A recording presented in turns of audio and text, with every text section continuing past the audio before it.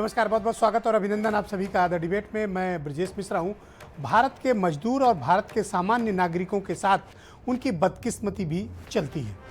इन दिनों जब से आपने कोरोना महामारी और उसके बाद से हुए लॉकडाउन में देखा होगा, लगातार ये बदकिस्मती मजदूरों की, गरीब लोगों की, श्रमिकों की, सामान्य पेशे के कर्मचारियों की, प्राइवेट कंपनी में कार्यरत, फैक्ट्रियों में कार्यरत लोगों की, मजदूर और गैर मजदूर पेशा वर्ग के हजारों लाखों लोग सड़कों पर बेहाल हैं, परेशान हैं, अपने घरों पे जाने के लिए रो रहे हैं, तमाम मुश्किलों का सामना करते हुए आगे बढ़ रहे हैं। लाखों इन लोगों की दर्द का कोई अंत नहीं है और अब तक पिछले 2 महीने से लगातार इनकी तकलीफ़ें इस देश का राष्ट्रीय राजमार्ग लगातार से देखता आ रहा है। जिन राजमार्गों को इन्होंने बनाया है, आज इन्हीं में पैदल चलते चलते कड़ी धूप में, गर्मी में, भूख प्यास से झुलस कर या कट कर या फिर एक्सीडेंट से इनकी मौत हो रही है, लेकिन इनका कोई पुरसा हाल नहीं है। सबको अपनी अपनी राजनीति की चिंता है। हर कोई इस कोरोना महामारी में अपने नंबर बढ़ा लेना चाहता है। ऐसा प्रतीत हो रहा है जैसे देश में चुनाव है। कोरोना महामारी ने इस देश के राजनीतिक दलों का एक नया चेहरा दिखाया है, जो चेहरा बर्बर है, क्रूर है और जो चेहरा अमानवीय है। ये वक्त है जब सेवा भाव की राजनीति करते हुए सभी राजनीतिक दलों को एक फोरम पे आना चाहिए। सबको मिलकर जनता के दुख तकलीफ को बांटना चाहिए। दुनिया के दूसरे मुल्कों का अगर आप उदाहरण देखें तो आप यही पाएंगे। अमेरिका से लेकर यूरोप और ईरान से लेकर चाइना और चाइना से लेकर जापान और दुनिया के तमाम देशों में तमाम राजनीतिक दल इस विपदा में एक हुए। सबने जनता का दुख दर्द बांटने में बढ़ चढ़ कर हिस्सा लिया। समाज भी आगे आया, उद्योग भी आगे आया, कारपोरेट भी आगे आया, सब कोई आगे आया। लिहाजा एक समाज के तौर पर, एक देश के तौर पर तमाम मुश्किलों को झेलते हुए भी जहां हमसे ज़्यादा कोरोना वायरस की महामारी फैली, उन देशों ने भी इस पर विजय प्राप्त की या कोशिश कर रहे हैं। लेकिन भारत में क्या हो रहा है? हम लगातार कोरोना से नहीं बल्कि किन्हीं और मुद्दों से लड़ रहे हैं। जब कोरोना आया तो हम उस वक्त कोरोना की तैयारी में थे। उसके बाद हम जमातियों से लड़ते रहे। जमातियों का मुद्दा खत्म हुआ तो हम हिंदू मुसलमान पर लड़ते रहे। हिंदू मुसलमान खत्म हुआ तो हम पाकिस्तान पर लड़ते रहे।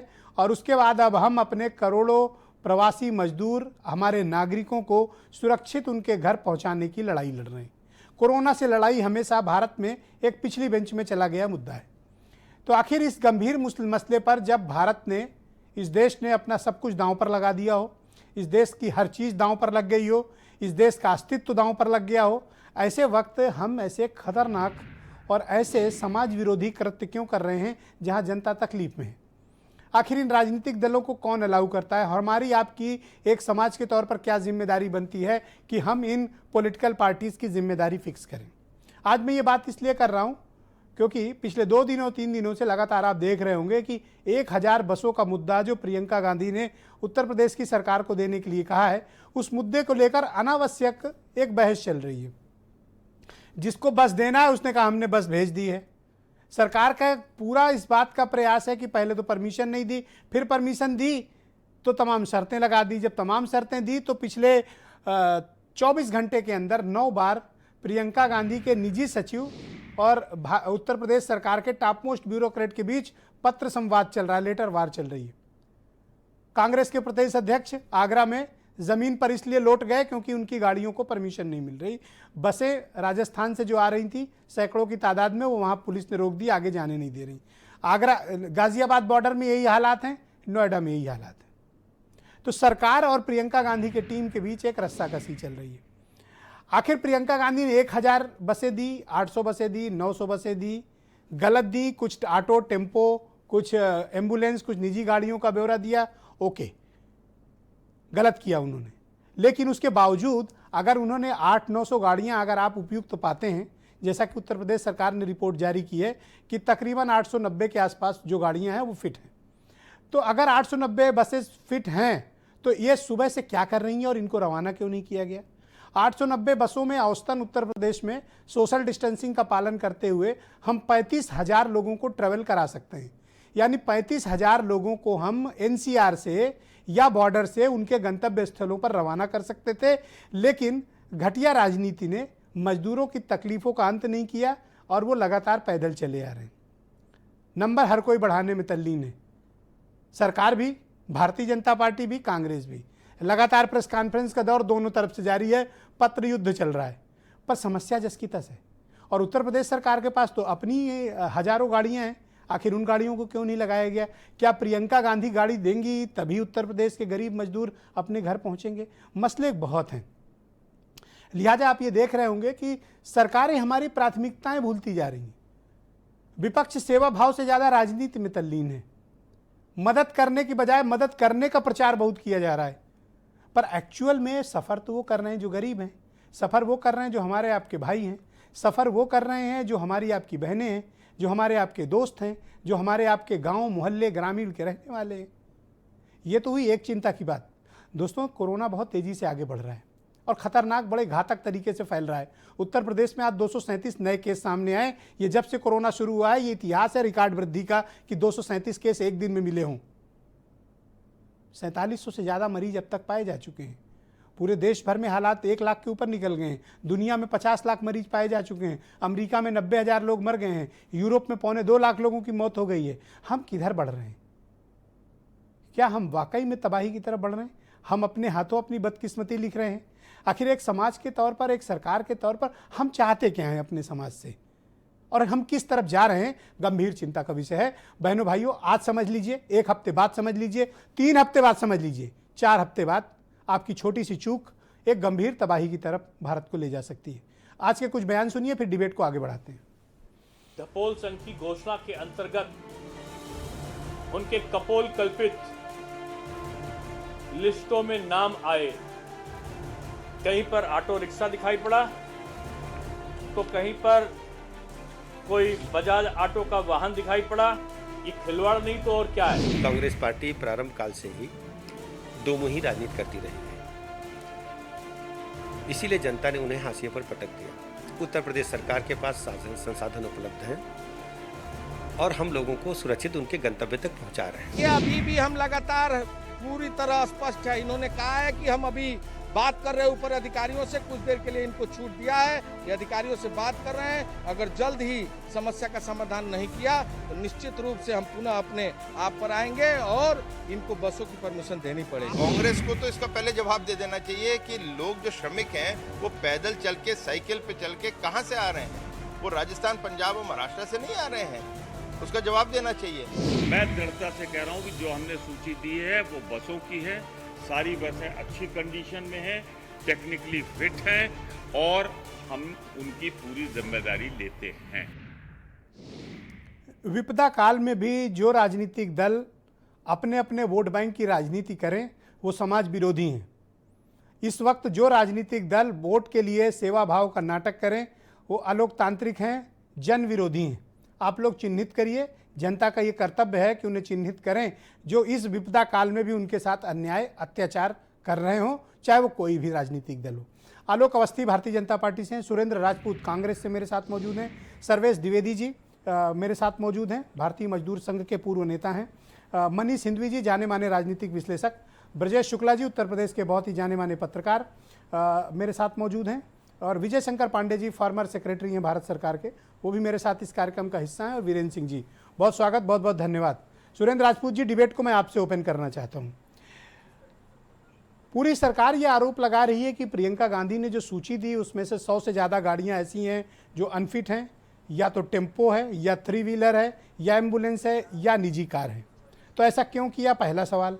और दूसरा, ये भी आरोप लग रहा है कि कांग्रेस सेवा भाव कम दिखा रही है, सेवा भाव करने का नाटक ज़्यादा कर रही है। ब्रजेश भाई, पहली बात तो ये है कि आरटीओ ने अभी जितनी बसों को उपयुक्त पाया है और जितने नंबरों को उपयुक्त पाया है, हम हाथ जोड़ करके प्रार्थना कर रहे हैं वो बसें तो ले लें। जिनको जो कहीं किसी टाइपिंग एरर हो गई है या कोई बस का नंबर गलत हो गया है तो हम उस गलती को भी मान लेते हैं कि टाइपिंग एरर हो सकती है, 2 घंटे में टाइपिंग की गई थी, कोई बात नहीं। आप बसें दूसरी भी उपलब्ध हैं और अगर नहीं है तो हम उनकी भी भरपाई करने की जिम्मेवारी लेते हैं। अब इसमें ये इतनी बड़ी बात नहीं है कि आज कल रात 11:40 से और आज शाम को 8 बज गए हैं, 8 बजे तक जिस तरीके की पूरी भारतीय जनता पार्टी, सिर्फ अमित शाह जी और नरेंद्र मोदी जी शामिल नहीं हुए हैं, वरना सारी भारतीय जनता पार्टी नीचे से ऊपर तक गांधी परिवार को और कांग्रेस को गाली देने में लगी हुई है। और किस बात से कि टेम्पो का नंबर है, फलाने का नंबर है, उसका नंबर है, स्कूटर का नंबर है। हम कह दिए एक बार को कि हां है, गलती हो गई, लेकिन बाकी बसेस तो ले लेते ना आप, अगर सेवा भाव के थे। और मैं आपसे बहुत स्पष्ट विनम्रता से कह रहा हूं, जो आपने बात कही सहमत होते हुए, कि जो भी इस वक्त राजनीति करेगा वो पाप का भागी भी बनेगा और मजदूरों के श्राप का भागी भी बनेगा। इस बात को सारे राजनीतिक दलों को और विशेष रूप से सत्ता को ज्ञान में रखना चाहिए और ध्यान में रखना चाहिए उन अधिकारियों को कि गरीबों की आह जो होती है वो बहुत लंबी और बड़ी होती है। हमने कोई अपनी बहुत इच्छा से नहीं कर रहे हैं, हम ये कह रहे हैं जब मजबूरी आप फंसी, इस पर बहस मुबाहिसे में क्यों पढ़ते हैं? आपकी अगर 200 से ज्यादा गाड़ियां ठीक नहीं पाई गई, फिट नहीं पाई गई, आप 200 अतिरिक्त बसें उत्तर प्रदेश सरकार को दे दीजिए, बात खत्म हो जाए। गरीबों को गाड़ियां मिले, वो अपने घरों पहुंचे भाई। मैं बिल्कुल नहीं ब्रजेश भाई, हम 200 नहीं, हम 200 से ज्यादा और अन्य गाड़ियां भी दे रहे हैं, अन्य बसेस दे रहे हैं ऑलरेडी, दिल्ली से वो भी आ रही हैं। आप चिंता में बिल्कुल, तो पत्राचार करके झगड़ा करने के बजाय एक सोल्यूशन पे हम लोग पहुंचते हैं ना, जो ना उत्तर प्रदेश सरकार सोल्यूशन में पहुंचना चाहती है ना कांग्रेस। चलिए हम लोग डिबेट से सोल्यूशन निकालते हैं। आप 250 अतिरिक्त बसों के लिए पत्र लिख दीजिए। मैं सहमत हूं। और नहीं, पत्र नहीं, अगर आप ध्यान से देखेंगे तो श्रीमती प्रियंका गांधी जी ने ऑलरेडी कह दिया है, उसको हम पत्र के रूप में भी दे देंगे सरकार को, ऑलरेडी कह दिया है। और बाकायदा हमारे यहां से आ गया है कि जो कमी हुई है उससे ज्यादा हम भरपाई भी करेंगे। हम बिल्कुल इससे पीछे नहीं हटने वाले। मुझे 2-3 चीजें नहीं समझ में आ रही है, मुझे 2-3 चीजें, मुझे छोटी सी बात, मुझे 1-2 चीजें नहीं समझ में आ रही भारतीय जनता पार्टी की, कि आप मुझे यह बता दीजिए, आदरणीय योगी जी को छोड़ करके उत्तर प्रदेश के 2-2 उप मुख्यमंत्री, 2-2 कैबिनेट मिनिस्टर और इतने क्या नाम सिद्धार्थनाथ सिंह जैसे लाल बहादुर शास्त्री के नवासे पूरी कांग्रेस को, यानी लाल बहादुर शास्त्री को भी भ्रष्ट कह रहे हैं, और सिर्फ इस बात के लिए कह रहे हैं कि 3 नंबर या 4 नंबर मिसप्रिंट हो गए। और ये क्या कोई सेवा भाव है? अगर मजदूर सड़क पे नहीं होते तो कांग्रेस को क्या जरूरत थी ऑफर करने की? मैं कहता हूं इस विपदा काल में अगर कोई राजनीति करने के बारे में, वोट बैंक के बारे में सोचे, तो मुझे लगता है कि उससे बड़ा जनता का द्रोही, उससे बड़ा जनता का दुश्मन और उससे ज़्यादा अलोकतांत्रिक और अमानवीय कुछ हो नहीं सकता। ये वक्त है जब हम अपने गरीब भाइयों की, मजदूरों की, इस देश की नागरिकों की मदद करें। वो उतने ही नागरिक हैं जितने सुरेंद्र राजपूत, आलोक अवस्थी, ब्रजेश मिश्रा, विजय शंकर पांडे, ब्रजेश शुक्ला जी, सर्वेश द्विवेदी जी, आप लोग जितने नागरिक हैं उतना अधिकार एक नागरिक के तौर पर सड़क पर बेहाल घूम रहे उन लोगों का भी है। हमारा कर्तव्य क्या है कि हम उन्हें सेवा भाव से उनके घर पहुँचाएं, या कि इस बात के लिए लड़ें कि तुम गंदे हो कि हम गंदे हैं।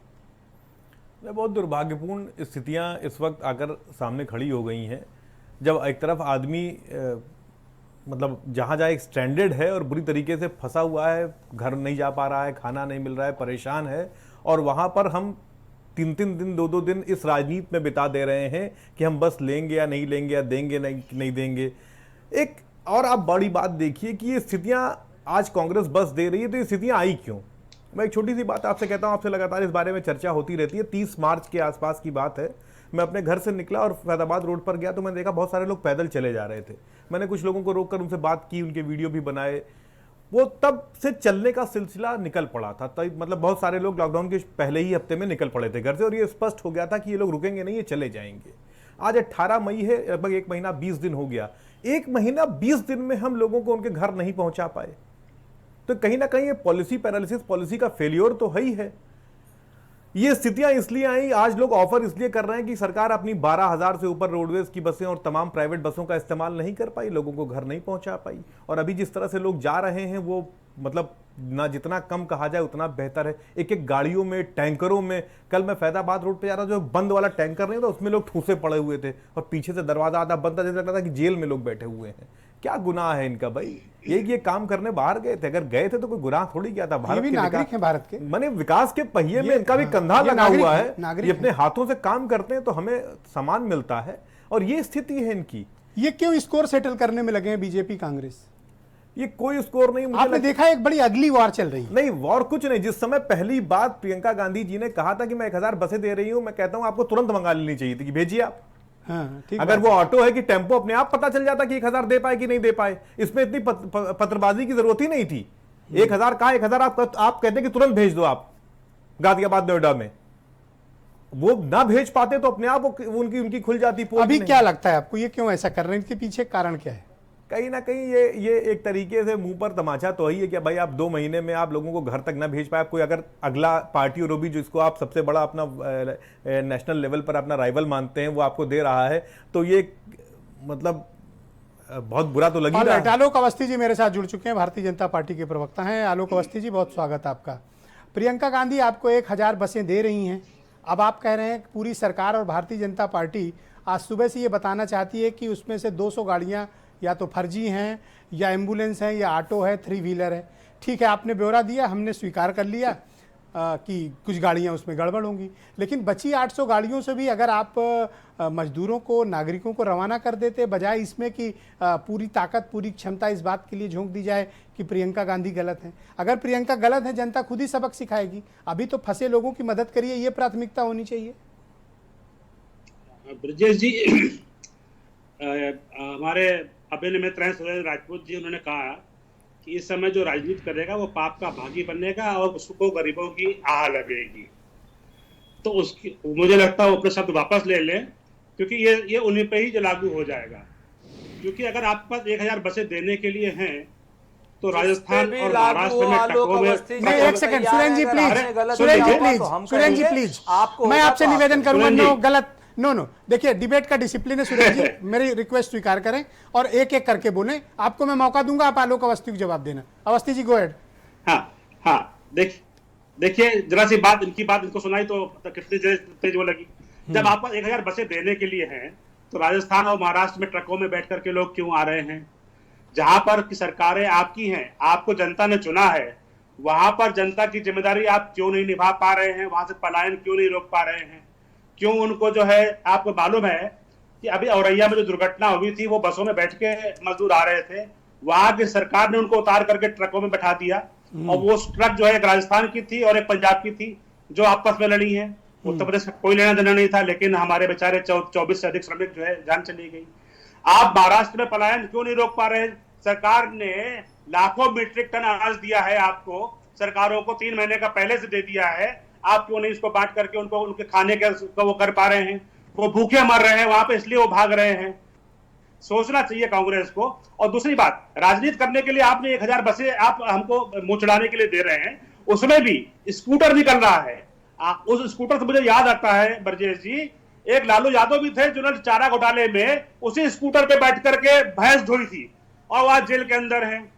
तो आप यहाँ पर बसों के नाम पे स्कूटर दे रहे हैं, ऑटो रिक्शा दे रहे हैं, एम्बुलेंस दे रहे हैं, बाल बाल गाड़ी दे रहे हैं। ये बेहद शर्मनाक है। इतना ही नहीं, सूची में ऐसी भी संख्या है जो गाड़ियां ब्लैक लिस्टेड है। प्रियंका वाड्रा और कांग्रेस पार्टी ने महामारी की मार झेल रहे कामगारों और श्रमिकों का ये कह रहे हैं कि जो गाड़ियां आपको अस्वीकार नहीं है वो 250 बसें दे देंगे, ले लीजिए। अपने आचरण में महामारी में भी बात नहीं आ रही है। नहीं, 250 गाड़ियां और ले लीजिए। मुझे देखना ब्रजेश जी, हमारा ये बात कहना, देखिए हम बसें जरूर लेंगे, हमने स्वीकार किया, आप बसें दे दीजिए, बहुत अच्छी बात है, लेकिन उन बसों की फिटनेस की जांच तो होगी, क्योंकि उसमें इंसान को बैठना है। अगर वो फिटनेस में सही नहीं है, मान लीजिए ब्रेक फेल हो गया या गाड़ी कहीं से उसके खुल गया, तो उनकी मौत की जिम्मेदार का कौन होगा? सुबह से लेकर 8 बज गए, अभी हम लोग डिबेट कर रहे हैं, 8 बज गए हैं और अब तक उन 800 जितनी भी फिट बसें हैं, जो भी आप कहते हैं 700, 800, 850, 890 जितनी भी हैं, आखिर उन्हीं का इस्तेमाल करके लोगों को रवाना कर दीजिए। उत्तर प्रदेश के अंदर 12,000 बसें यूपीएसआरटीसी की काम कर रही हैं, 15,000 बसें हमने अनुबंधित कर रखी हैं, कुल 27,000 बसें उत्तर प्रदेश में काम कर रही है। पर्याप्त बसें हमारे पास हैं। पर आज पूरा मंत्रिपरिषद, भारतीय जनता पार्टी की लीडरशिप इस तरह से इस मामले पर टूट पड़ी, जैसे लग रहा है कि गाड़ी तो केवल बसेस प्रियंका गांधी दे सकती हैं, बाकी तो है ही नहीं यूपी में बसेस। मैसेज तो यही जा रहा है ना ब्रजेश जी, वही मैं कह रहा हूं, जहां पे पंजाब में देनी चाहिए मजदूर पैदल चल रहा है, जहां राजस्थान में पैदल चल रहा है मजदूर, तो यूपी में नहीं है। हमारा तो श्रमिक बाहर गया हुआ है ना, हमारा श्रमिक महाराष्ट्र गया है, पंजाब गया है, राजस्थान गया है, हरियाणा गया है। राज्य सरकार 15 लाख से अधिक श्रमिकों को ला चुकी है। 900 से अधिक ट्रेनों की स्वीकृति हमने दी है। मैं विजय 666 ट्रेनें आ चुकी हैं हमारे पास। भारत सरकार में फॉर्मर सेक्रेटरी रह चुके हैं और उत्तर प्रदेश में भी खासा अनुभव है, लंबा 38 साल का काम करने का यहाँ पे। पांडे जी, मैं आपसे समझना चाहता हूँ कि इस विपदा काल में भी ऐसी घटिया राजनीति हो रही है कि हम अभी कौन बस दे रहा है, कौन बस नहीं ले रहा है, कितनी बस ठीक हैं, कितनी नहीं है, कितनी असली हैं, कितनी फर्जी हैं। अरे भाई, पहले इनको घर पहुंचा दो, हमारे गरीब गुरबे लोग, मजदूर लोग, भाई लोग घर पहुंच जाएंगे, उसके बाद आप लोग राजनीति कर लेना। कौन सा भी चुनाव सर पे बैठा है? चुनाव तो अभी 2022 और 24 में है, तब कर लेना जो करना हो। अभी इनको घर तो पहुंचा दो, इतनी मानवीयता तो होनी चाहिए ना।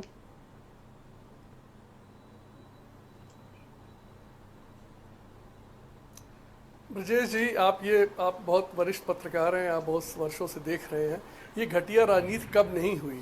तो जो आदत बनी हुई है वो इस काल में कैसे छूट जाए, तो ये तो बड़ा एक्सपेक्टेड है। देखिए, प्रियंका गांधी ने बस इसलिए दी जिससे कि खबर बने, और उन्होंने एक काम अच्छा करिए, सरकार पे दबाव बना दिया। और राजनीति का काम ही यही है, विपक्ष का काम ही यही है, सरकार पे दबाव बनाना और जो उसकी कमियों को उजागर करना। कमी एक साफ उजागर है कि आप इतने दिनों से लाखों लाख मजदूरों को सड़क पे चला रहे हैं। आखिर आप कौन सी नीति बना के बैठे हैं?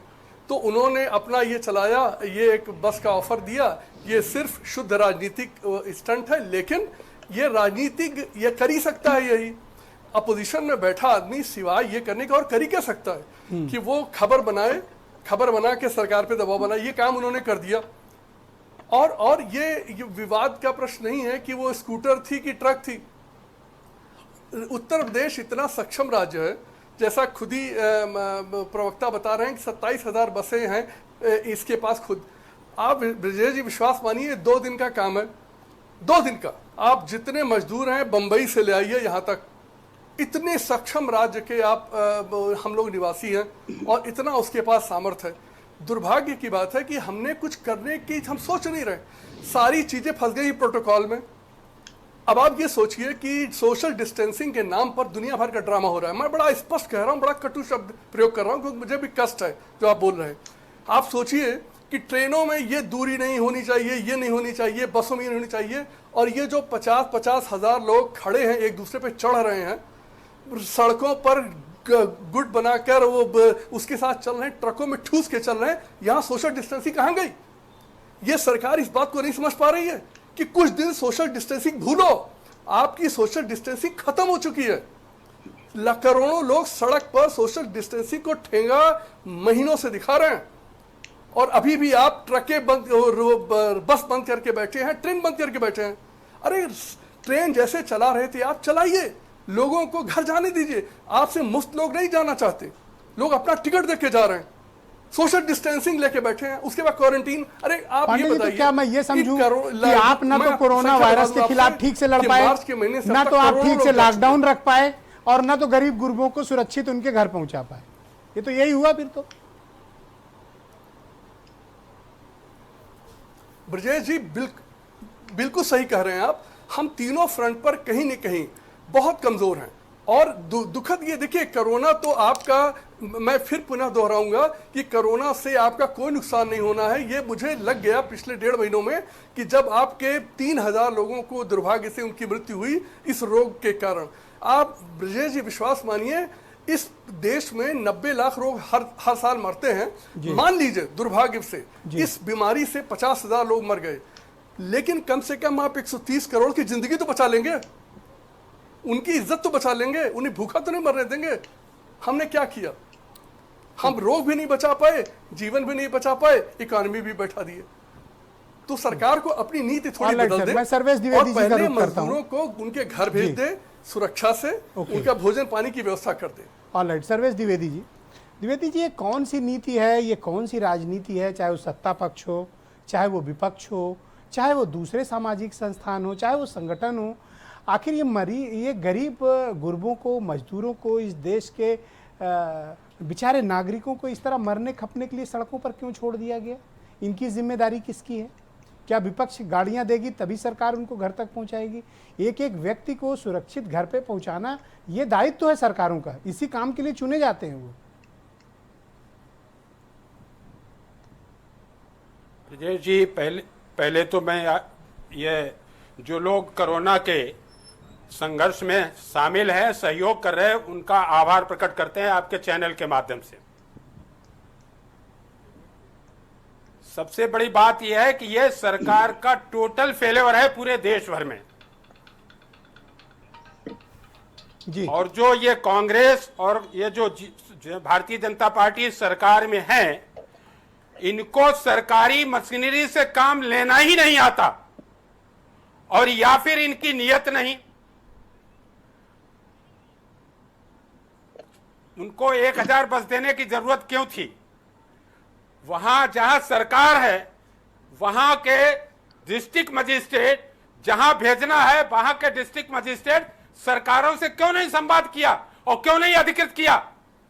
यह ब्यूरोक्रेसी सिस्टम पूरा फेलियर है और 70 वर्षों में इनको सेवा कार्य बताया ही नहीं गया, केवल डंडा चलाना आता इनको।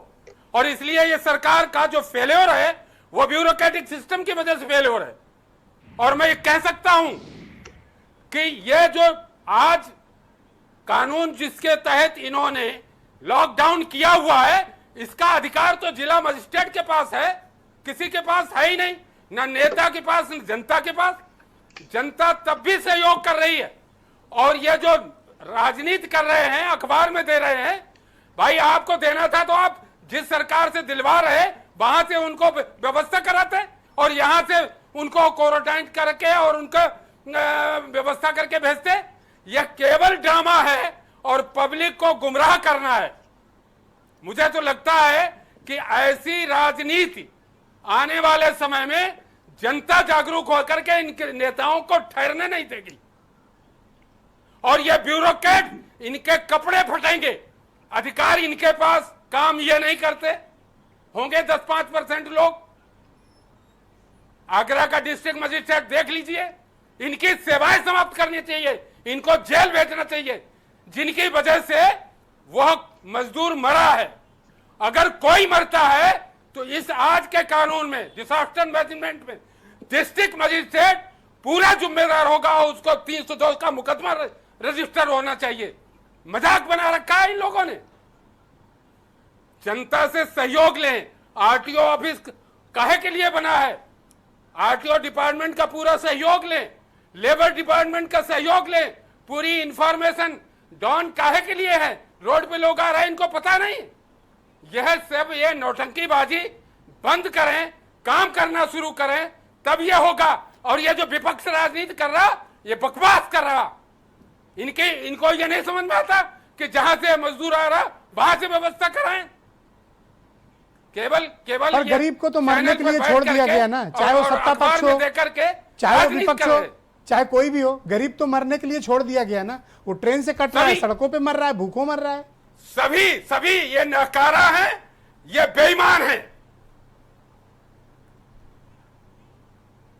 ब्रजेश शुक्ला जी कहते खराब लगता है सर, लेकिन यथार्थ यही है। मैं आपकी तकलीफ महसूस करता हूँ। ब्रजेश शुक्ला जी, बड़ी पीड़ा होती है जब ये परिस्थितियां सामने आती हैं। तो आखिर हम जिस देश में रह रहे हैं, हमारा बड़ा इतिहास है, और आखिर इस तरह के देश में, इतने सांस्कृतिक राष्ट्रवाद वाले देश में इस तरह की चीज़ें हो रही कि हम गरीब को उसके घर पहुंचाने के बजाय इस बात पे तल्लीन है कि कौन स्कोर बढ़ा ले पॉलिटिकली अपना। ब्रजेश जी, वो घटना बताइए जहाँ पर जब राजनीति न हुई। यहाँ राजनीति पहले दिन से शुरू होती है, काम बाद में शुरू होता है, पहले शुरू होती है राजनीति। अब आप देखिए, मैं बीजेपी को भी कहना चाहता हूँ, नोटबंदी हुई थी तब भी तमाम बातें हुई थी, तब भी तमाम राजनीति हुई थी, लेकिन इस सब का ऐसा असर नहीं होता कि साफ संकेतों से बहुत कुछ चला जाए। इसके लिए सभी का मदद लेनी चाहिए, सभी का साथ लेना चाहिए और सभी को साथ देना चाहिए बिना राजनीति के। हो क्या रहा है कि हर चीज़ का एक लक्ष्य बना लिया गया है। वो लक्ष्य ये है कि कौन इस महामारी में, जब लोग परेशान हैं, घरों में हैं, उनके पास खाने को नहीं है, तब कौन सिरमौर हो जाता है। सारी राजनीति यहाँ से शुरू होती है। अब मान लीजिए बीजेपी को ये समझना होगा कि मान लीजिए 800 बसों से या 1000 बसों से लोग आ जाएंगे, इससे कोई बहुत बड़ी क्रांति नहीं हो जाएगी। जानते हैं कि यूपी में 2-3 डिस्ट्रिक्ट कलेक्टर ही मिलके 800 बस इकट्ठा कर लेंगे, इतना रिसोर्सफुल स्टेट है। नहीं है, मैं बताऊं आपको, 800 बसें 1000 बसें प्रियंका गांधी की ऐसी ना हो गई जैसे यही तारनहार हैं और यही लोगों को 1000 बसें केवल मैं बताऊं आपको, कमाल हो रहा है भाई। मैं बताऊं आपको, महोबा में बसें लिए यूपीएसआरटीसी बैठा हुआ है, वो नहीं बोल रहा। ब्रजेश जी, महोबा में परसों योगी के आदेश के बाद सारे लोग उतार दिए जाए ट्रकों से। 2 घंटे के अंदर डीएम ने सारी बसों की व्यवस्था की, लोगों को बैठाया। लेकिन ये प्रयास करने से होता है सब कुछ, ये इसका ये नहीं है। मैं कहता हूं कि जो लोग भी आ जाए इस हवन में आहूत डालने के लिए, सब लोग आए, सब लोग आए। मैं कहता हूं सब लोग आए। लेकिन हो क्या रहा है कि यदि मैं हवन के कुछ हवन भी करूंगा तब भी मैं सोचता हूं कि उसका पूरा प्रतिफल अभी मुझे मिल जाए। सारी राजनीति हो रही है, लेकिन इस दलों को सोचना होगा इसका। नहीं, सर्वेश जी की बात बिल्कुल सही है, बहुत दूर तक इसका असर नहीं जाता। निश्चय कर लिया, ब्रजेश सबको अंजाम भुगतना पड़ेगा। ब्रजेश जी, इसका दूर तक असर नहीं जाता। ये सब चीजें जनता फिर बात को सोचती है कि कौन, सब लोग समझते हैं। क्या हुआ नोटबंदी में, क्या हुआ? 40-40 दिन तक लोग लाठी खाते रहे, सब कुछ था, लेकिन लोगों का अपना निर्णय हुआ। फिर इसमें तो सब लोग मदद करेंगे तो क्या नुकसान हो जाएगा? हमको बता दे कोई जी। सारे लोग जब मजदूर घर पहुंच जाएंगे, सरकारों को भी निष्फिक्र हो जाएंगे और राजनीतिक दलों को भी लगेगा कि मैंने भी कुछ किया है।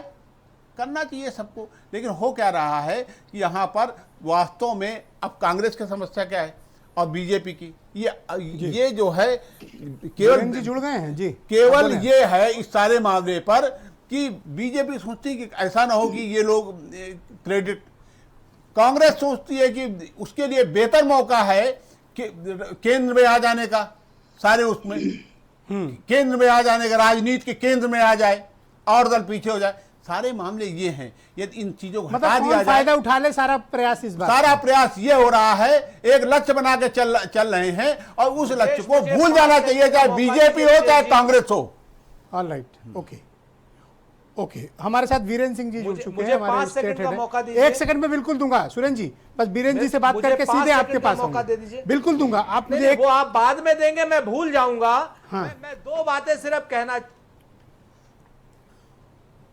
भूलिए मत, नोट कर लीजिए। देखिए, बहुत स्पष्ट रूप से बता दें, हमारा राजनीति के केंद्र में आने का कोई मकसद नहीं है। श्रीमती प्रियंका गांधी जी ने स्पष्ट कहा है, ब्रजेश शुक्ला जी, कि आप उन बसों को ले लीजिए, अपना झंडा लगाइए, अपना डंडा लगाइए, जैसे बहुत पवित्र आत्मा है, अपनी फोटो लगा लीजिए। ये तो राजनीति कर रहे नहीं है, नहीं साधु की बात नहीं। मैं आपसे बहुत स्पष्ट निवेदन कर रहा हूं कि ये तो समाज की सेवा को जरूर कहिए हर समय। ओके बीरेन जी, भाई उत्तर प्रदेश में क्या हो रहा है पिछले 30 घंटों से? क्या तमाशा चल रहा है कि 9 बार सरकार का एक एडिशनल चीफ सेक्रेटरी और प्रियंका गांधी का पीए में पत्राचार संवाद चल रहा है। ये हो क्या रहा है भाई? Government is a serious business. ये काम थोड़ी ना है गवर्नमेंट का ये करना कि इधर से पत्र जा रहा है उधर से आ रहा है। अरे भाई, महामारी का वक्त है, एशिया सोम वैसे भी बहुत बिजी अफसर होता है। ये सब हो क्या रहा है? अगर बसेस खराब हैं वापस कर दो, जितनी सही है ले लो, बात खत्म। कम पड़ रही उनको चिट्ठी भेज दो कि तुमने इतनी बसें कम भेजी, घटिया भेजी, या बाकी भेजो 1000 में से। इतना क्यों राजनीति है? तब इतना क्यों फैल रहा है? अगर ब्रजेश जी 500 बस भी मान लीजिए हैं, तो एक बस में अगर 30 आदमी जाता तो 15,000 आदमी तो आज चला ही गया होता। 3 दिन से ड्रामा चल रहा है। दूसरा ये है कि उत्तर प्रदेश के पास क्या कोई बसों की कमी तो है नहीं। हमारे सरकार के पास अपनी खुद की भी बसें हैं, वो लगा के धनाधन रात दिन भेजें। और अभी ताज़ा आपको बताऊं मामला कि लखनऊ में एक FIR प्रियंका गांधी के निजी सचिव के खिलाफ हजरतगंज थाने में दर्ज हुई है और उसमें यही बस घोटाले का मामला है कि ये गलत गाड़ियों के नंबर और फिटनेस और उनके बीमा दिखाकर इस तरह से फर्जीवाड़ा किया गया, लोगों की जान को खतरा हो सकता था। सियासत किस तरह से निर्मम निर्दयी हो सकती है, ये पिछले 2 दिनों में दिख रहा है। लोकतंत्र में जनता सिर्फ वोट देने के लिए और सरकारें बनाने तक के लिए सीमित है। उसके बाद शायद उसकी किसी दर्द से, उसके किसी वेदना से सरकारों पर ज़्यादा असर नहीं पड़ता है। हम धूप में जलें, लोग मरे भूख प्यास से, सोशल डिस्टेंसिंग की ऐसी की तैसी हो जाए, मैदान में नंबर लाने के लिए लोग हजारों की भीड़ उमड़ी पड़ी हो, गाजियाबाद से लेकर सभी उत्तर प्रदेश के बॉर्डरों तक। लेकिन सरकारों को ज़्यादा इससे असर नहीं पड़ता, ना राजनीतिक दलों को।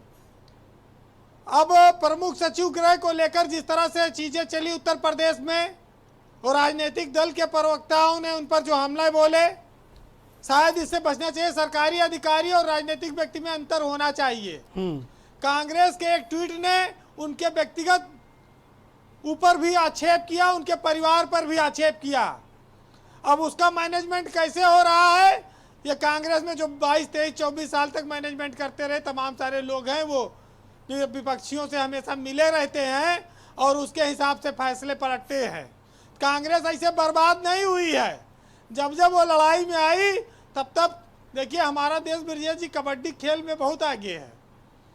तो क्यों आगे है, एक बार एक विदेशी ने पूछा, तो जानकार ने बताया भैया देखो टांग खिंचाई का ही तो ये खेल है और इसमें हम सबसे अव्वल हैं, चाहे राजनीतिक हो चाहे खेल हो। तो कांग्रेस में भी वही स्थिति है और इसकी वजह से जो अभी बसों का इस्तेमाल हो पा रहा है, क्या खबर है, या नहीं हो पा रहा है अभी? नहीं, अभी तक कोई निर्णय नहीं हुआ है। अजय लल्लू आगरा में अरेस्ट किए गए हैं, उनको पुलिस ने टांगा है। अब ये बताया जा रहा है कि राजस्थान पुलिस से झूठ मूठ का ड्रामा कर रहे थे, उनको वहां की पुलिस ने उठा के टांगा है। यूपी पुलिस ने अब उनको हिरासत में लिया है।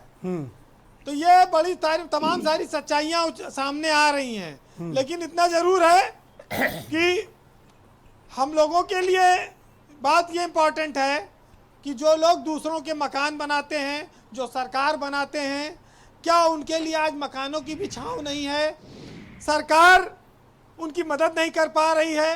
73 साल इस देश के हो गए, गरीब आदमी सड़कों पर है, मजदूर आदमी सड़कों पर, युवा नौकरी पेशा सब सड़क पर अपने घर जाने को बेताब है, उसको रास्ता नहीं मिल रहा है। आज भी वो पैदल चल रहा है। कैसे ये देश संभलेगा, कैसे हम इस देश को चलाएंगे, ये सब के लिए सोचने की बात है। क्योंकि इस देश में ब्रजेश जी गरीब और अमीर की खाई इतनी बड़ी है कि अमीर की बेटी ब्यूटी पार्लर में उतना टिप्स दे आती है जितना गरीब में, जितने गरीब की बेटी की शादी हो जाए उतने में। ये तमाम सारे उदाहरण इस देश में दिए जाते रहे हैं। कुछ मजदूरों को हवाई जहाज से लाया गया। लेकिन संवेदनशील सरकारें लोकतंत्र का आधार हैं और इसी आधार पर वेलफेयर स्टेट की कामना की गई। लेकिन क्या ये सब झूठी बातें हैं, ये सब दिखावा है? ये सब चीजें किसके लिए की जा रही हैं? मजदूर तो देखिए मर रहा था, मर रहा है। लेकिन अगर कोई सरकार, कोई राजनीतिक दल उनके लिए करता है तो उनके पास रुपया पैसा तो ज़्यादा नहीं, लेकिन दुआएं बहुत हैं। वो दुआएं देकर उस राजनीतिक दल को, उस राजनीतिक व्यक्ति को, जो भी उनकी मदद कर रहे हैं, उनके जीवन में रोशनी लाने का काम कर सकता है। मजदूर के पास इसके अलावा ज़्यादा कुछ है नहीं। अब ये जिसकी समझ में आ जाए अच्छा है, नहीं तो बाकी 1 लाख का पार कर ही गया कोरोना। अब तो कोई आज बात हुई नहीं ब्रजेश जी, 1 लाख पर कोई भी चर्चा भी नहीं हुई, क्योंकि अब कोरोना से डरे नहीं। अब तो पहले मारपीट तुम निपट लो, पहले विपक्ष में कौन रहेगा और सत्ता में कौन रहेगा। और सरकारों के सामने अपना अपना एजेंडा। खैर 4 लाइनें कहूँगा, जिंदगी में जो स्थितियां हैं जी, हमारे जो लोग गरीब मजदूर भूखों मर रहे हैं, ठोकर खा रहे हैं, पैर फट गया है, चल रहे हैं, चलते जाना। बीजेपी में एक नारा है, चरैवेती चरैवेती, चलते रहो चलते रहो, पैदल चलते रहो। हमारे देश के मजदूरों ने शायद इस नारे को उस पार्टी से ज्यादा अपनाया है ना। बीरेन जी एक ही लाइन बोलते हैं लेकिन बहुत जबरदस्त बोलते हैं। चलिए 4 बातें कहूँगा। हाँ। कि मुश्किलें तेरे आत्मविश्वास को आजमाती हैं और स्वप्न के पर्दे निगाहों से हटाती हैं। हौसला मत हार, गिर कर रहे मेरे दोस्त, ठोकरें ही इंसान को चलना सिखाती हैं। बहुत बहुत शुक्रिया बीरेन जी। बहनों भाइयों, एक छोटे से ब्रेक के लिए रुकना चाह रहे हैं। ब्रेक के उस पार इस दिलचस्प डिबेट को आगे बढ़ाएंगे।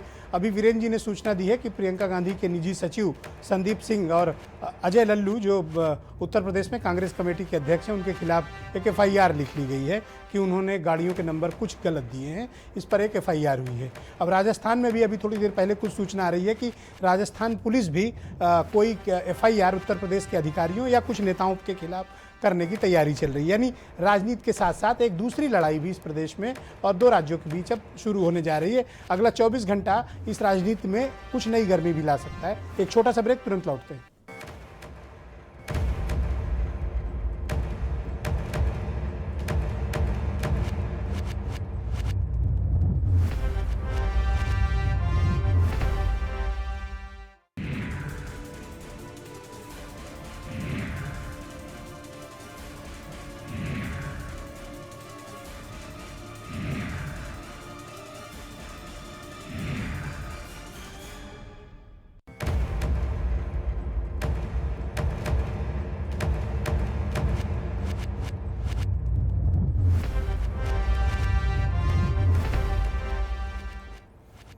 अभी हम लोग डिबेट कर ही रहे थे, तब तक अभी ये खबर आई है कि थोड़ी देर पहले उत्तर प्रदेश की राजधानी लखनऊ के हजरतगंज पुलिस स्टेशन में उत्तर प्रदेश कांग्रेस कमेटी के अध्यक्ष अजय कुमार लल्लू और प्रियंका गांधी के निजी सचिव संदीप सिंह के खिलाफ एक FIR उत्तर प्रदेश सरकार की तरफ से दर्ज कराई गई है कि जो 1000 बसों की सूची भेजी गई थी, इसमें से कुछ नंबर बसेस की बजाय 3 व्हीलर, ऑटो और टेम्पो के थे।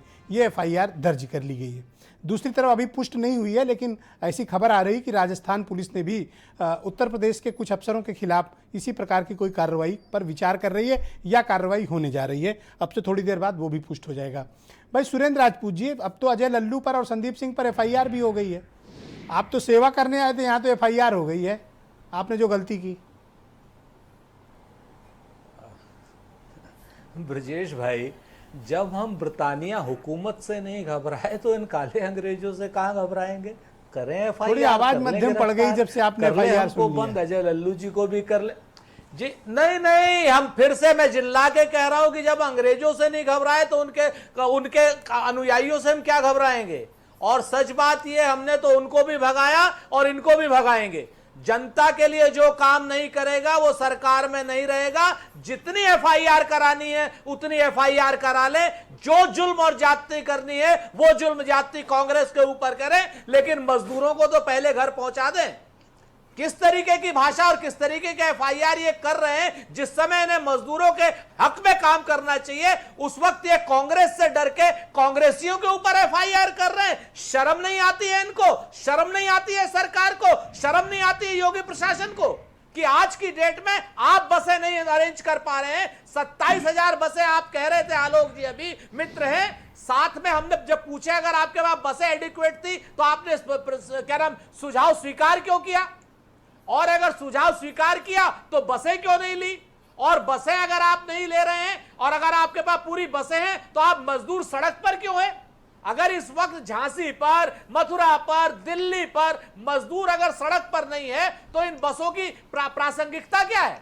एक मजदूर आलोक अवस्थी FIR क्यों की गई? ओके, एक सेकंड, आलोक जी से जवाब ले लेते हैं ना। मजदूर के छाले का ऑलराइट, FIR क्यों की गई?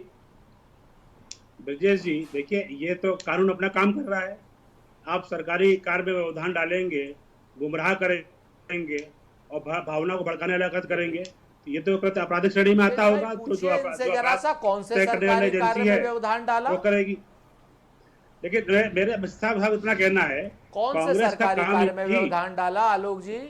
अरे सुन लीजिए सुरेंद्र जी, सरकारी कौन से काम में व्यवधान डाला आलोक जी, ये तो बता दीजिए सर। मेरी बात अगर आप पूरी होने देंगे तो बेहतर रहेगा। मजदूरों के लिए अगर हम बसें इकट्ठी कर रहे हैं और सच ये है कि झारखंड भेजने के लिए आप मजदूरों की लाशों को आप ट्रक में भेजते हैं, मजदूरों की लाशों को ट्रक में भेज रहे हैं, ट्रक में, और उसी में बाकी लोग और आप लोग बात करते हैं उत्तर प्रदेश में हो रही है हादसे। स्पोक्स पर्सन है, मैं रिक्वेस्ट आलोक जी को बोलने देंगे, मैं आपको टाइम दे दूंगा ना। सुरेंद्र जी, ओके आलोक जी बोलिए, गो सर। आप टाइम अगर आप दे देंगे तो इस समय कौन से सरकारी कार्य में हमने व्यवधान डाला। हाँ, आलोक जी के बात में जरूर व्यवधान डाल रहे हैं, अगर इसकी FIR हो सकती है तो बिल्कुल करें। कौन से सरकारी कार्य में व्यवधान डाला है, बसें का गलत नंबर है। अरे उनको कह लेने दो ना, बोलने का अवसर मिलना चाहिए ब्रजेश जी। हाँ बोले, ये गुंडागर्दी नहीं चलनी चाहिए यहाँ पे। हाँ बोले आप। देखिए ब्रजेश जी, सीधी सी बात है, गुंडागर्दी है तो FIR हमारे खिलाफ भी करा दीजिए, आपकी सरकार करा देगी। आप धैर्य रखिए, मेरी बारी है बात करने की, आप मेरा भी टाइम ले लेंगे क्या? अभी ये दोनों कह रहे थे हम मित्र हैं, अभी एक दूसरे को गुंडा बता रहे हैं। हमारे खिलाफ एफआईआर हो रही है तो करा दीजिए, एक और एफआईआर करा दीजिए। सुरेंद्र जी, आप जब से एफआईआर आपने सुनी आप विचलित हो गए, थोड़ा आलोक जी को बोलने दें। आप क्यों बौखला रहे हैं? मेरी बात सुनने दीजिए, नहीं, अवसर दीजिए मुझे। नहीं हुए ब्रजेश जी, हम तो ये देख रहे हैं। ब्रजेश जी, आप तो ये जानती हो रही है, ये एक सेकंड भाई, क्या कर रहे हैं आप? चौराहा हो गया जहाँ पे कोई Surendra ji please, okay yes, Alok Awasthi ji को, तो गलत बात है। बोलिए। देखिए ब्रजेश जी, सीधी सी बात यह है, जिन्होंने हमेशा गंदगी से राजनीति करी, आपको याद होगा कि इन्होंने हमेशा षड्यंत्र किया है।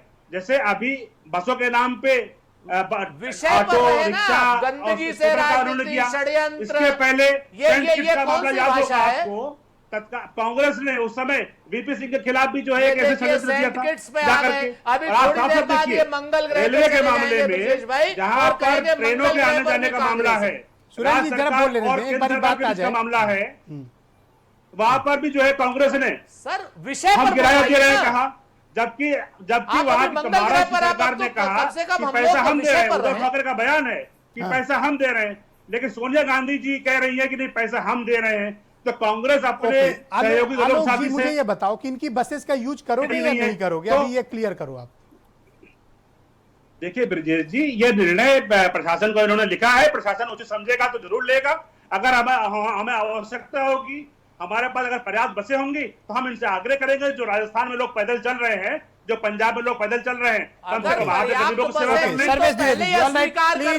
Surendra ji please, Surendra ji I request, मैं निवेदन कर रहा हूँ, डिबेट को अपन से एक लॉजिकल एंड पे पहुंचाना है।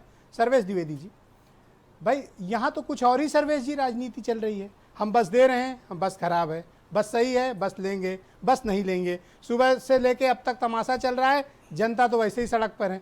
अब इन्होंने नया गेम शुरू कर दिया, एक दूसरे पर एफआईआर कर रहे हैं। अभी तो फिलहाल यूपी में एफआईआर हुई है, अभी सुन रहे हैं राजस्थान में भी यूपी के अफसरों पर एफआईआर होने जा रही है। आजकल कांग्रेस जो है डरा रही है, ये कई पत्रकारों के खिलाफ एफआईआर करी कांग्रेस के लोगों ने जी, जो 1000 बसें देने का और उस पर उसको स्वीकार करने का मूर्खतापूर्ण कार्य है, और यही अवनीश अवस्थी जैसे ब्यूरोक्रेट्स राजनीति करा रहे, और उसी की वजह से एफआईआर हो रही, यहां भी होगी, राजस्थान में भी होगी, और यह राजनीति होगी। अरे भाई, उनको देना है तो 1000 बसेस का जो खर्चा है वो जमा करें। प्रदेश में भी अकाउंट है, केंद्र में भी अकाउंट है, और इनको चाहिए कि अधिग्रहित करें बसें प्राइवेट से लेकर के, और आपके पास कारपोरेशन है रोडवेज का, और उनको बसों को लगाएं। यह पब्लिक को, समाज को गुमराह करने का काम क्यों कर रहे? अक्षमता दिखा रहे हैं और राजनीति का मौका दे रहे हैं। ये विपक्ष और पक्ष केवल राजनीति करेंगे, जनता की सेवा नहीं करेंगे। बहुत ज्यादा ये केवल मंच पर आकर के भाषण देना। अरे भाई, आपको देना है, बहुत से समाज पैसा दे रहा, व्यवस्था कर रहा, बात नहीं कर रहा, किसी से विज्ञापन नहीं दे रहा, और राजनीति वाले पैसा भी नहीं दे रहे, व्यवस्था भी नहीं कर रहे और हंगामा कर रहे। ये क्या है तमाशा? जनता को इतना बेवकूफ समझते हैं? अक्षमता ब्यूरोक्रेसी की, इसी तत्काल अधिग्रहित करें बसें, लोगों को लाएं और एक प्रांत से दूसरे प्रांत का संपर्क समन्वय करें। यह काम है ब्यूरोक्रेसी का, इसमें राजनीति का कोई स्थान नहीं है। जनता सहयोग कर रही, जनता को भड़का रहे। ओके, विजय शंकर पांडे जी, क्या वाकई में ये ब्यूरोक्रेसी का फेल्योर है? आपराधिक कार्य आपकी बात को आप विजय शंकर जी आगे बढ़ाएंगे। Yes Vijay Shankar ji, go ahead. अच्छा, मैं आपको बता दूं कि सर्वेश द्विवेदी जी राष्ट्रीय स्वयंसेवक संघ के अति वरिष्ठ नेताओं में से एक हैं। ये मतलब आप माइंड में रख लीजिएगा। 70 वर्ष में ब्रजेश जी ब्यूरोक्रेसी को सेवा नहीं दिखाई गई, और इसलिए उनका सोच नहीं है। बहुत अच्छे बड़े व्यक्तित्व हैं, बहुत अच्छी बात है जी। ऐसा है ब्रजेश जी, देखिए बयान दे देना या कुछ कह देना एक बात है, लेकिन ये वास्तविकता जो है, यथार्थ, उसको समझना बहुत ज़रूरी है।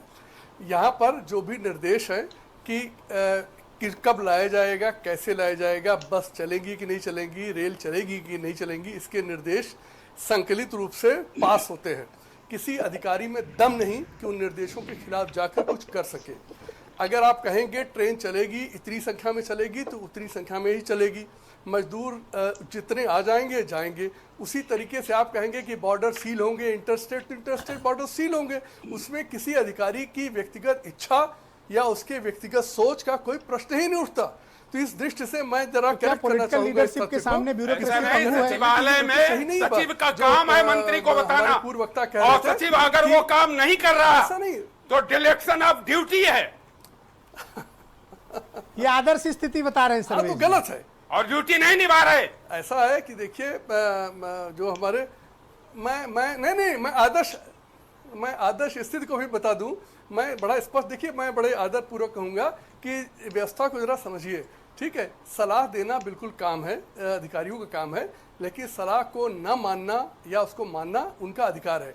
देखिए मैं बड़ा बिना लाग लपट, मैं कोई ब्यूरोक्रेसी का कोई डिफेंडर नहीं हूँ, मैं जिंदगी पर ब्यूरोक्रेसी के खिलाफ लड़ता रहा हूँ, इसलिए मैं स्पष्ट कर दूं कि मैं कोई उसके पक्ष में बोलने वाला व्यक्ति नहीं हूँ। लेकिन मैं एक बात आपसे कह दूं, इस देश की दुर्दशा के लिए यहाँ की निकम्मी और भ्रष्ट राजनीति अकेले जिम्मेदार है। नौकरशाही से नौकर होते हैं, आपके घर का नौकर उतना ही अच्छा उतना ही खराब होता है जितना आप उससे काम लें।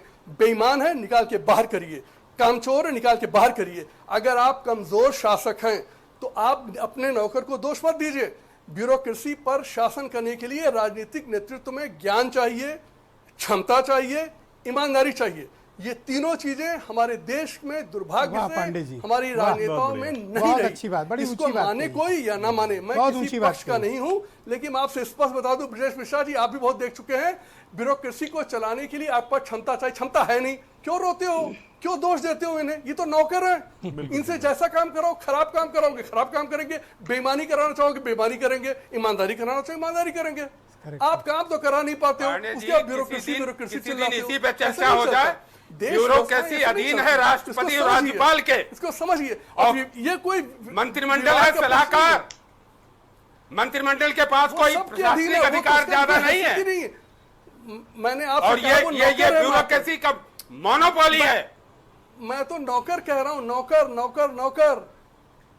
ओके, ब्यूरोक्रेसी नौकर नहीं है, शासक है। आप मालिक हो। नौकर जिस दिन नौकर हो जाएगा उस दिन देश की व्यवस्था ठीक हो जाएगी। नौकर शासक हो गया, ये फैसला है।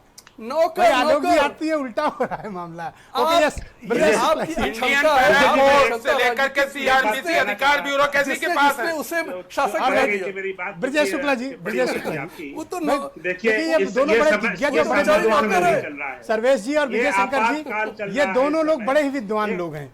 आपका भी 30-35 साल का अनुभव है उत्तर प्रदेश में, क्या वाकई में शासक और नौकरशाह के बीच इस तरह का द्वंद्व? हमको कोरोना वायरस में प्रोटोकॉल का पालन करना है। ओके आलोक जी, यस, हमको सोशल डिस्टेंसिंग को भी देखना है, इसलिए और उनको 15 दिन क्वारंटाइन भी करना है। तो इसमें ऐसा नहीं तुरंत उठाएंगे और ले आएंगे, ऐसा नहीं। मैं बता रहा हूँ आपको करनी पड़ेगी। ये दूसरी बात, एक बात और कहना चाहूंगा। एक second Alok ji please, Alok ji please, Alok ji I request please, एक सेकंड ब्रजेश जी, मैं दूंगा टाइम, आप बोल लीजिएगा, मैं दे दूंगा टाइम। अभी जरा अभी अपन लोग कुछ और मसले पे चर्चा कर रहे हैं, थोड़ा ब्रजेश जी की बात आ जाए। ब्रजेश जी, मैं एक बात ये कहना चाहता, चूंकि मैं लंबे समय तक सारी चीजों को देखता रहा हूं, वास्तव में ये निर्णय राजनीतिक रूप से होते हैं। मैं उसका एक उदाहरण बता रहा हूं आपको।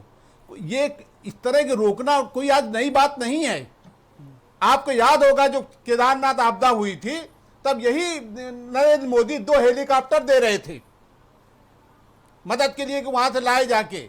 तब भारत सरकार ने, क्या प्रधानमंत्री ने मना कर दिया था कि नहीं देना है। तो ये निर्णय राजनीति से होते हैं, राजनीतिक व्यक्तियों द्वारा होते हैं। नौकरशाह की हिम्मत नहीं है। एक वो स्थिति है जो सर्वेश द्विवेदी बता रहे हैं, और एक वो स्थिति है जो विजय शंकर पांडे बता रहे हैं। नहीं, अब आप दोनों का फाइन ट्यून करें। नहीं, मुख्यमंत्री यदि बहुत कमजोर है कोई, तो नौकरशाह की बात मान लेगा, वरना मुझे तो लगता है कि मुख्यमंत्री अपने राजनीतिक दल से निर्णय लेते हैं।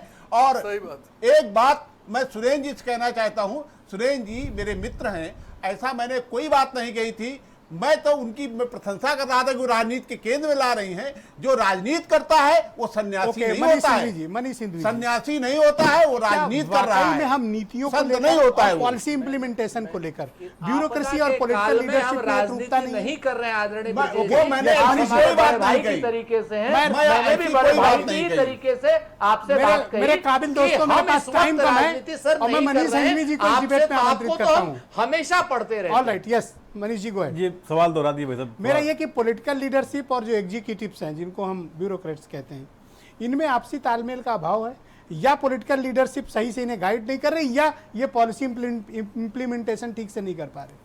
असल में देखिए विजय शंकर जी की बातों में बहुत सारी सच्चाई है। थोड़े सच्चाइयों को मैं ऐसे जोड़ दूं कि ये पावर जो है ना, ये पावर सेंटर बनाने का अधिक से अधिक पैसे और ताकत की हवस का सारा खेल है। अगर एक आदमी के यहाँ चरण वंदना कर कर हम बाकियों को दबा सकते हैं तो ये उसका खेल है कि अगर एक सीनियर आईएएस मुख्यमंत्री के यहाँ और उस पॉलिटिकल पार्टी की लीडरशिप को वहाँ पर नमस्कार कर ले रहा है तो बाकी जनता पर राज कर रहा है। तो ये राज करने वाली जो चाहत है ना, एक भ्रष्ट जिला अधिकारी जिले पर बैठा है, पूरे जिले पर राज कर रहा है, ये जो हवस है ना अंदर से अधिक ताकत की, अधिक पैसे की, ये सिस्टम को करंट बना रही है। लेकिन एक बात विजय शंकर जी ने बहुत अच्छी कही कि अगर सक्षम लीडरशिप हो तो ब्यूरोक्रेसी की हिम्मत नहीं है कि वो फिर उस रास्ते को, उस लाइन को क्रॉस कर जाएगी। जब यहाँ लोगों को अटैचियां चाहिए होंगी तो लाइन क्रॉस होगी ब्यूरोक्रेसी द्वारा, लेकिन अगर अटैचियां लेने का, मना करने का साहस होगा तो फिर नहीं होगा। और लाइट आलोक अवस्थी जी आप कुछ कह रहे थे। सुरेंद्र जी आप भी आइए। मैं एक बात कहना चाहता था जी, आऊंगा। कांग्रेस के एक नेता थे। हाँ, एक सेकंड ब्रजेश जी, मैं एक बात कहना चाहता था। कांग्रेस के एक नेता थे, जब भी नौकर था उनको कुछ बताते थे तो कहते थे हमको कानून न बताओ, कानून मंत्री की अंगूठे की नाखून से निकलता है। ब्रजेश जी मैं अपनी बात कह ओके, ऑल राइट, यस, एक बहुत गंभीर बात है जी। आज एक प्रकरण और आया है, मैं आपके चैनल पे लाना चाह रहा हूँ कि कांग्रेस पार्टी के अधिकृत ट्विटर हैंडल से प्रदेश की एक विख्यात लोक गायिका के खिलाफ अभद्र टिप्पणियां करी गई है। उसके मैं गरीबों निंदा करता हूं। कांग्रेस पार्टी को देखना चाहिए कि उनका ट्विटर हैंडल कौन चला रहा है और इस तरह के कलाकारों के खिलाफ ये बहुत ही गंभीर बात है। मुझे स्पष्ट रूप से किसी भी महिला के खिलाफ, किसी के भी खिलाफ किसी भी अभद्र टिप्पणी का हम घनघोर विरोध करते हैं और इस मामले को अगर ऐसा हुआ है तो हम निश्चित तौर पर देखेंगे। और हम आदरणीय आलोक अवस्थी जी बिल्कुल आपसे कहना चाहते हैं कि किसी भी महिला के खिलाफ किसी भी तरीके की अभद्रता बिल्कुल स्वीकार्य नहीं है। हम भारतीय जनता पार्टी के लोग नहीं हैं। बहुत बहुत शुक्रिया आप सबका, बहुत बहुत धन्यवाद। और आप सबका भी बहुत शुक्रिया। कृपया, कोरोना वायरस का संक्रमण लगातार बढ़ रहा है, आप सबकी जिम्मेदारी है कि हमें इस संक्रमण से बचना है। हम एक समाज के तौर पर सब कुछ अपना दांव पे लगा चुके हैं। आपको हाथ धुलते रहना है, मास्क का इस्तेमाल करिए, सैनिटाइजर का इस्तेमाल करिए। सरकारों ने भले ही लॉकडाउन में ढील दे दी है, लेकिन आप सावधान रहिए, घरों से ना निकलिए। बहुत ही आवश्यक हो तभी घरों से निकलिए, क्योंकि वायरस का संक्रमण इन दिनों लगातार बढ़ रहा है और बड़ी तेजी से फैल रहा है। बहुत बहुत शुक्रिया, धन्यवाद, थैंक यू।